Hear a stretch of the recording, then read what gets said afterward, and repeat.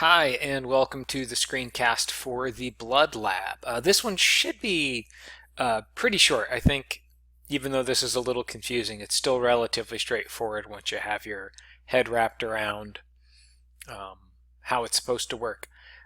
So I have included an abbreviated list of your objectives um, for those of you that want the reminder, but this is what you're looking for. We're doing hematocrit. We're identifying the blood cells and stating their function, and we're understanding how blood groups work. So the background, all of the terminology, and then how to interpret the tests. So if you look at your lab guide, if you click here, you get this document here. So that means that there's stuff that we're not doing. And we can just erase that if we want to. So differentiate between liquid and cellular components of blood. Who cares? It's plasma and formed elements, and we'll go over that in lecture. This one we're doing, right? Differentiate between red blood cells, white blood cells, platelets, structure and function. Yes. Right, those two go hand in hand because this is histology. So we're going to have models and we're going to have microscope slides. Either way, whether you're looking at a model or a microscope slide, be able to say that's a red blood cell, it carries oxygen. That's a lymphocyte, it produces antibodies. Here we're not worried about any of this. We're going to do that in a lecture, but we do want to know what hematocrit is. We'll talk about that briefly in my little explainer. And you want to know the values, average values for male and female. And then we're not worried about erythropoietin. And we are going to understand the different blood groups, and we want to pay special attention to understanding these two words here. What is an agglutinin and what is an agglutinogen? I might be getting carried away marking stuff up. So know those two things, and then we'll just make that go away. So what we're going to do real quick is talk about hematocrit, and then I'll give you a very brief overview of the blood cells, give you sort of my tips on how to identify them. So first off, let's get past all that. Hematocrit. So the way this works, and we're not doing it in lab, so you're not going to have to do a hematocrit or read one, which we used to do with the in-class when we had live labs. Let's see. So sorry, hematocrit. You take somebody's blood, you put it in a centrifuge tube, you put that tube into a centrifuge and you spin it around, which exaggerates the effect of gravity, and all the heavy stuff settles to the bottom, which is the cells or formed elements, and then the lighter stuff stays on top, which is your plasma. So everything separates out. And then this part right here, right, what they call the hematocrit, is the percentage of your total blood volume that is taken up by your red blood cells. So you want to know those two ranges down there. And the middle of those ranges, I believe, are no, it's not 45. I forget. I'm going to have to come up with the middle of those, or I'll ask questions based on the range. Sorry, our old materials used to give an average with a plus or minus, which is the same as the range, but I can't do the math and talk at the same time. So just know that hematocrit is a measure of your red blood cells, and those are the average ranges for male and female. And this we're not worried about because we just don't have time. Okay, this then brings me to the cells and sort of what you're going to be doing. So let me just show you what the other files look like. You've got this PowerPoint and the homework. The PowerPoint that I posted looks like this. So it is just meant to help you identify the different cell types. And then the homework looks like this. So you'll see there's cell types very similar to the ones in the PowerPoint, and then there's models. The models, you can use the description in the book and see if you can figure them out, or you can just Google blood cell models and you will find images of these labeled. But I'm going to make you do a little work to figure out which of these cells are which. And there is also blood typing as well, which I'll have a separate video for. So then, real quick, my advice to you. You have 5 different formed elements that you're supposed to be able to find. FYI, we call them formed elements because, I'm trying to find a picture of one, we don't have it. Platelets, these suckers here, are actually, as this says, just fragments of cells. So instead of saying blood cells, we say formed elements because the platelets don't qualify as cells. Red blood cells, super easy to find, going to be everywhere, so I won't tell you how to find them. Platelets also, even though they're small and hard to see, super easy to find because nothing else looks like a platelet.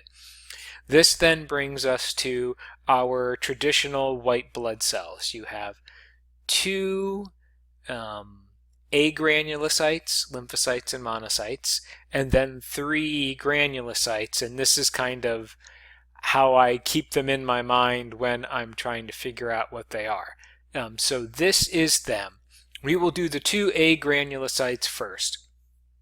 And the problem with this image is that it makes all of the cells the same size, but they are not, so it's highly problematic images. The monocyte you want to think of as being monstrous monocyte. This is the biggest of all of your formed elements. And then the lymphocyte you think of as the little lymphocyte, because it is the smallest of all of your formed elements.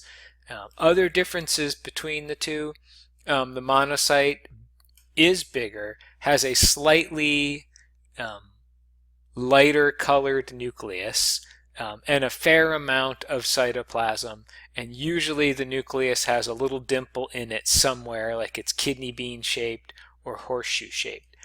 With a lymphocyte, it's small, smaller than your 3 granulocytes. It has very little cytoplasm and usually a slightly oval or almost round, very dark nucleus. They are not super numerous, but when you see them, they're really easy to spot because they're just going to be dark little purple circles. Monocytes are also deceptively hard to find. They're big and there are a fair amount of them, but they don't always look as big and plump as juicy as this one. Then you have your granulocytes. These are a little trickier. First thing you want to know about them is that they are all about the same size, even though this eosinophil looks small. That's just because they made the pictures all the same size and not the cells all the same size. But they should all be about the same size. Then what you need to look at is the shape of the nucleus and the colors in the cytoplasm. So here you have this funky shaped nucleus, and the description in here probably just says multi-lobed nucleus. Multi-lobed nucleus, which just means it's going to be a whole bunch of blobs. Eosinophils and basophils tend to have a bilobed nucleus, so it looks, I don't know. It's got like 2 blobs to it, and then it's thinner in the middle. So that's one thing to look for, but the other big thing to look for is the color of the cytoplasm. Our neutrophils under our slides are going to have an almost clear, very light purple cytoplasm with no visible granules. They're there, you just can't stain them. Excuse me. Because the granules absorb just about the same amount of dye and the same dye as all of the other proteins in the cytoplasm, so they don't stand out.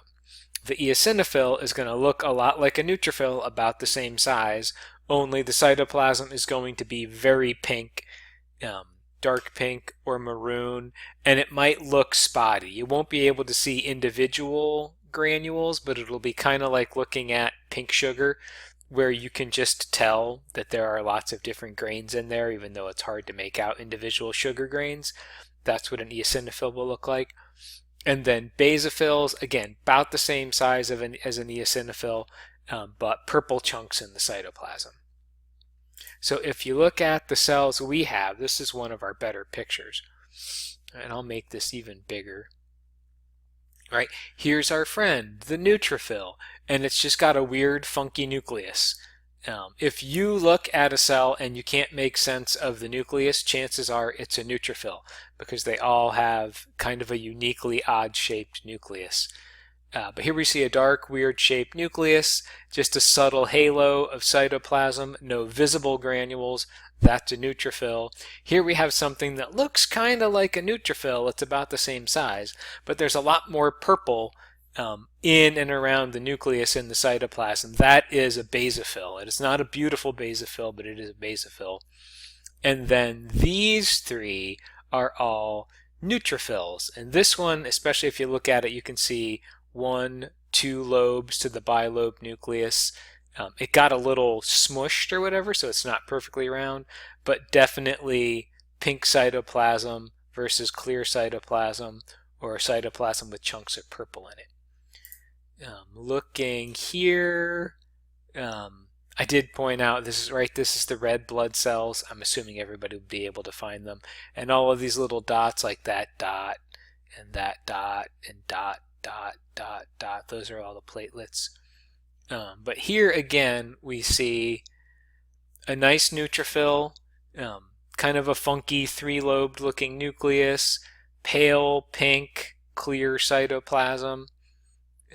Here's a basophil. This one's slightly different, but you can see it's got lots of purple dots in it. Just even people that do this stuff for a living from low magnification just see all that purple and know that it's a basophil.